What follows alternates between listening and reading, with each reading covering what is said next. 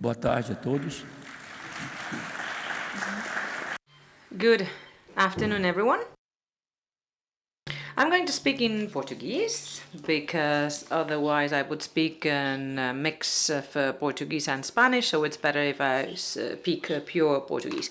We work with ayahuasca, but in reality we are the center of a spiritual regeneration, so we are a church. We understand, however, that religion is not enough.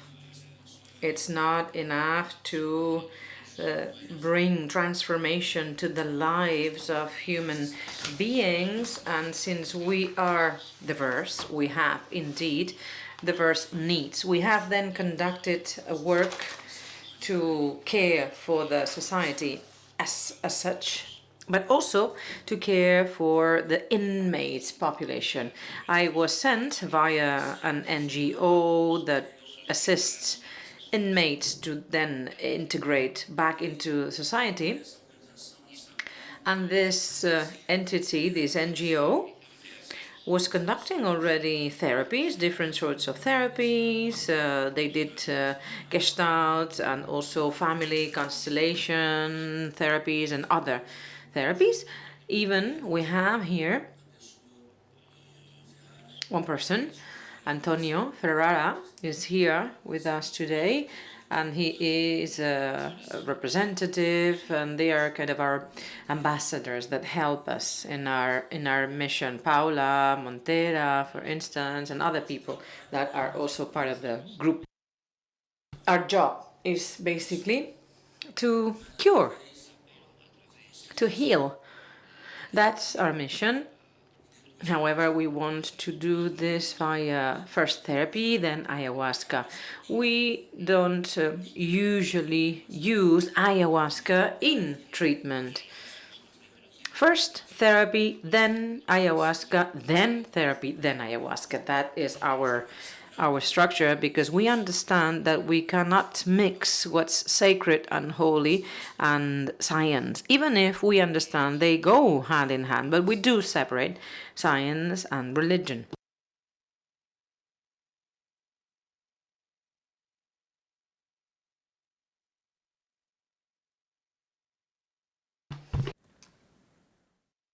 Aqui. Nós realizamos as terapias. We carry out the therapies, and our work has been done with 15 people in prison. They have received different therapies of different kinds, and then they were administered ayahuasca. Well, I'll be speaking. The slides are in English, so you can follow the slides while I speak, because I have quite a lot of slides. So we do our social integration job by means of this therapies with inmates. We give them ayahuasca, and then after some time, our objective, our goal is to get testimonials about what transformation they went through, and then we do some follow-up. Once they are released from prison, we do follow up them and their relatives. Many of them, as you can see here on the screen, go through a process, and a very intense process of violent crimes. And no religion, not even ayahuasca, whatever religion they followed before they committed a crime, they were part of a church, and they didn't have an efficacious response.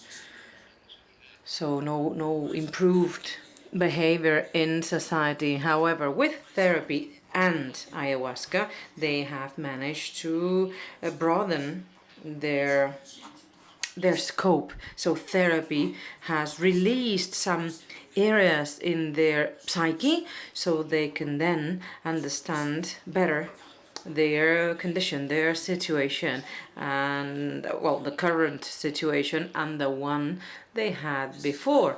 I mean, before prison, then after prison. And in these slides, you can read testimonials, quotes, and pictures of people who are involved in this task. Why?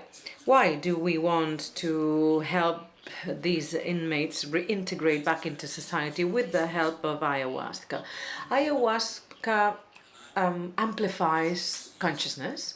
It opens up consciousness, it broadens it, and it projects the subconscious.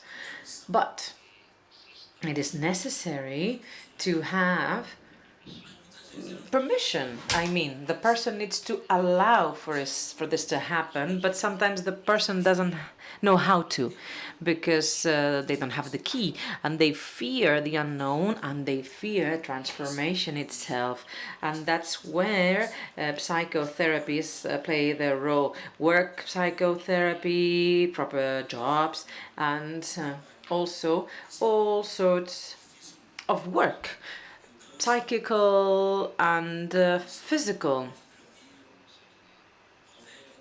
Massage therapy, Ayurveda, and also we complement what's sensory with what's emotional. We have at La Barquina a Christian religious rite that we follow, but our vision is universalist.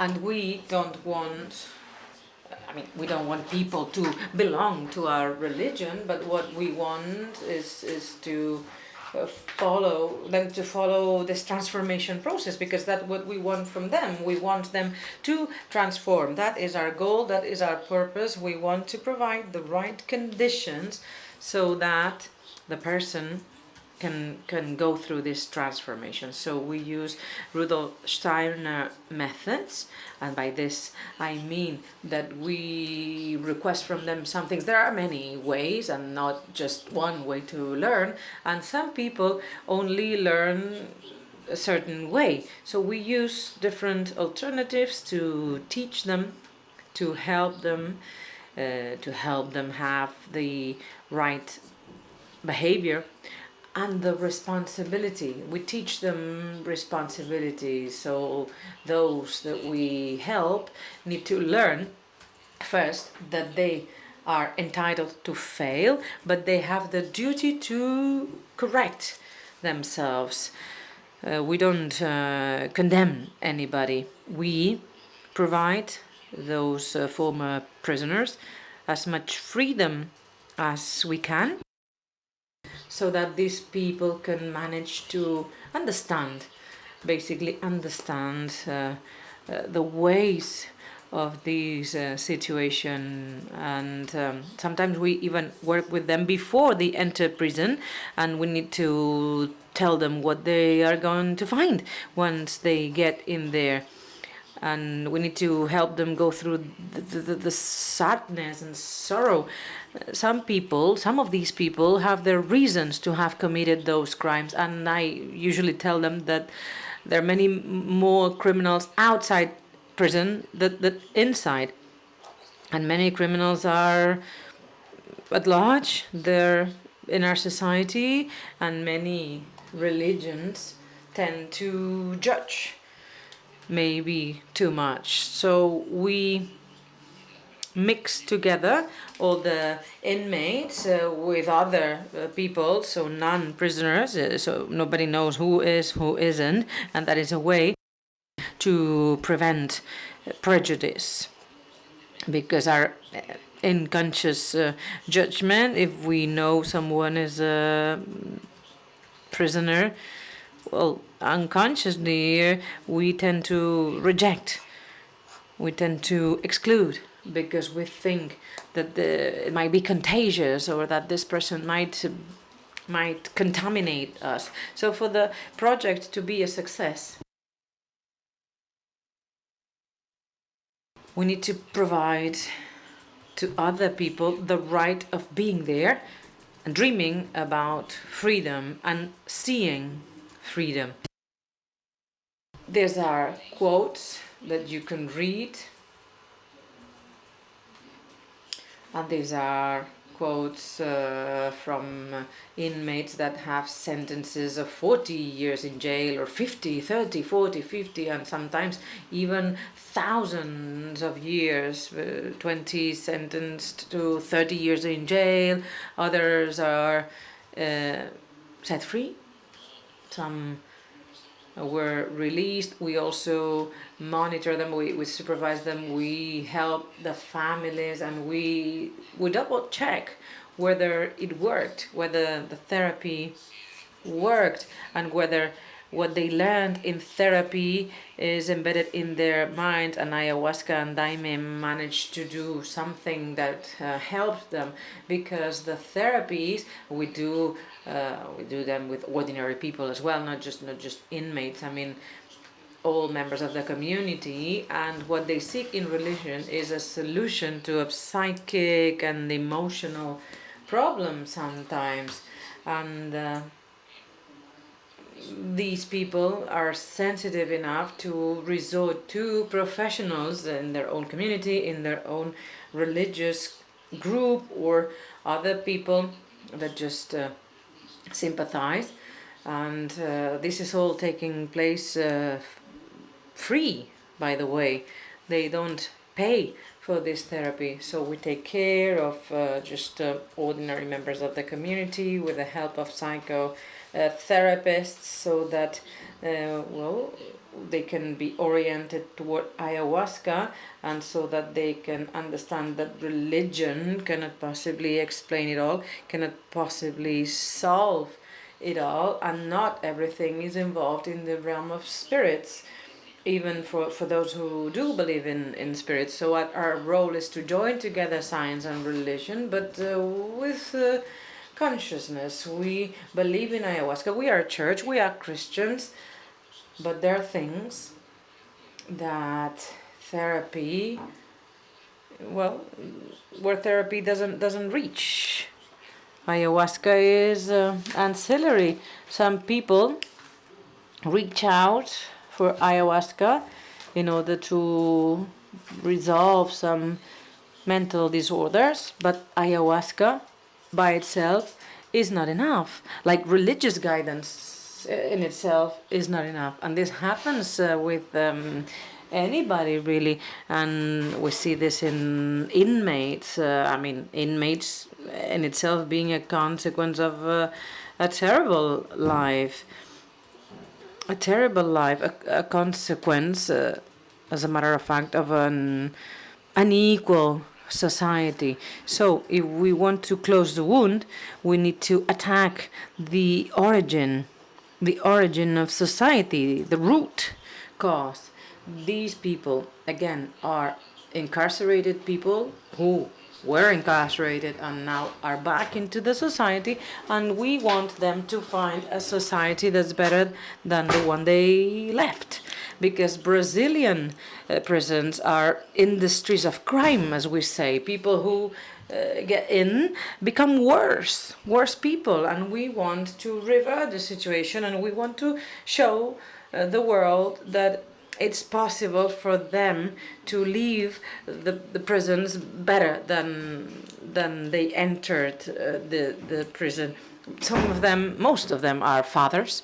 They have their own families, and at some point in time they committed a crime, and then they're like launched into prison with wolves and monsters in there, and they turn into monsters themselves, and we need to save them, because that is our responsibility, and that's our way of thinking. And we know today that Brazil is not going through a favorable situation, but we trust the world. We think that the world can do it, and maybe what Brazil cannot do, Spain can do, or Catalonia can do, or Europe can do, or the world can do. And this is an example. The human being deserves an opportunity, and religion, again, is not enough. And it is necessary for therapists, psychologists, psychiatrists to know that the world is in huge need, huge need, because every thing has a mental consequence and collective consequence. And ayahuasca is a wonderful, it's the perfect tool, I would say, so that we open our eyes, so that we open our minds, and we understand that the most important thing is the human being. We do not demand from people to be part of our church or to use ayahuasca. We want all human beings to be human beings, whatever religion they profess, whatever they believe in. That's our intention. That is our goal. We want them to be our brothers and sisters, our friends, whom we can trust. And what you see here on the screen is work carried out by volunteers. They are all volunteers. So we ask from the place, from the county we work at, to act like that. I mean, they can come to church, and we conduct their spiritual meetings and therapeutical sessions as well. And then after the therapeutical sessions, they take ayahuasca to check what their state is, and it's effective. It's effective whether they're in prison or they are released, and so that whoever wants to learn anything can learn it. And if they need the help of a therapist, that's good. And then they try ayahuasca to see what happens. And this is an experience that we've had for 30 years, and we've worked with inmates for 8 years. Thank you. That was our experience. Thank you.